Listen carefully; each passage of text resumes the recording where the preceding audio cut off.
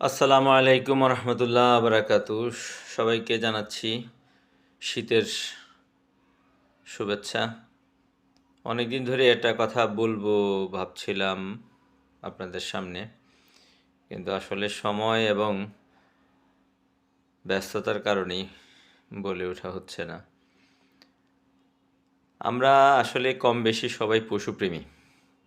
পশুপ্রেমী বলতে অনেকে বলেন, বা আমাদের আল্লাহ নবী নিজেও বিড়াল পুষতেন এবং খুব প্রিয় ছিল। অনেকে গৃহপালিত পশু পোষে, যেমন গরু, ছাগল, হাঁস, মুরগি। কিন্তু আপনার যেই পশুগুলো বা যেই জীবগুলো মানুষের দৈনন্দিন খাদ্য তালিকায় নাই, সেটার বাইরেও অনেক পশু পালন করে। কয়েকদিন আগে দেখলাম এক ভাইজান শিয়ালকে পোষ মানাইছে। শিয়াল তার বাড়িতে থাকে, অথচ আমরা জানি যে শিয়াল, মানুষের একটা প্রবাদ আছে যে কুকুরের চেয়ে শিয়াল অনেক চালাক, কিন্তু মানুষ শিয়াল পোষে না, পোষে হয়েছে কুকুর। তেমনি বিড়ালও আমাদের অনেক আশেপাশে অনেক বিড়াল, কিছু বিড়াল আছে পোষা বিড়াল, কিছু আছে বন্য বিড়াল।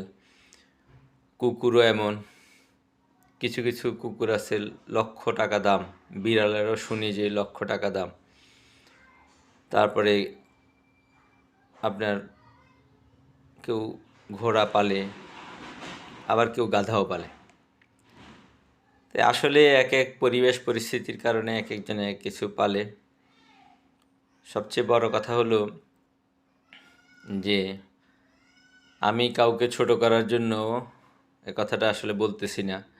কেউ যদি আমার কথায় দুঃখ পেয়ে থাকেন তবে মাপ চাচ্ছি, এই কারণে যে আমাদের যাদের মা বাবা আছে, বা ভাইয়ের ছেলে, বোনের ছেলে, অথবা নিজের সন্তান, পাড়া প্রতিবেশীর ছেলে মেয়ে,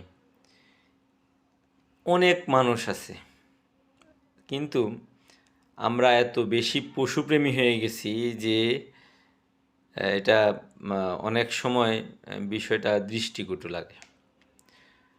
দেখা যাচ্ছে যে আপনার পাশে একজন না খেয়ে আছে, অথচ আপনি লক্ষ টাকা দিয়ে একটা মুরগি পালতেছেন, বিড়াল পালতেছেন, বা গরু এই কুকুর পালতেছেন। এটার পিছনে মাসে 30,000 টাকা খরচ, অথচ আপনার এই 30,000 টাকা